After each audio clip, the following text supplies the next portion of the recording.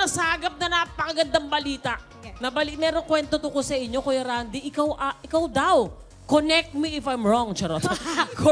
Diba? Correct me if I'm wrong. Ikaw daw nakadiscover kay Miss Maui. Ang taray. Ganun ba? Yes! Isa sa mga nakaka-discover sa akin si Tito Ranz. I was, Saan I think, ikwento 13 years old. I think pumunta ako ng Ratski. Yes. Mura to. Naalala ko pa. Yun. Sinong Tapos, banda? Teka lang, sinong banda? big... Boxers, Big New Thing. Box. Big thing, Ano big ba thing. yan? Napakahusay Akala na ko boxers band. Ayun, kaya I really owe Tito Ranz so much. I mean, I am in a way, no, I'm on TV because it was really you who pushed me and who discovered me. Tapos yun, in-endorse niya ako na mag-audition sa network. 13 years old siya, tapos sinasama ko na siya sa tour namin. Yes, so Yes, in a way, talagang lumaki Para ako ma-train siya. sa band rehearsals. Oh, wow. Hindi mo nakasama si Tita Nina?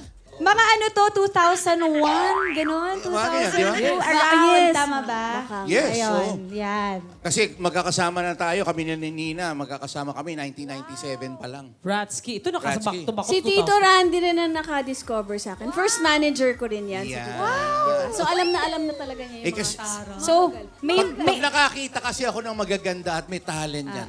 Wow. may mata talaga si Tito Randy para no? sa ganyan. May isa lang. Isa lang.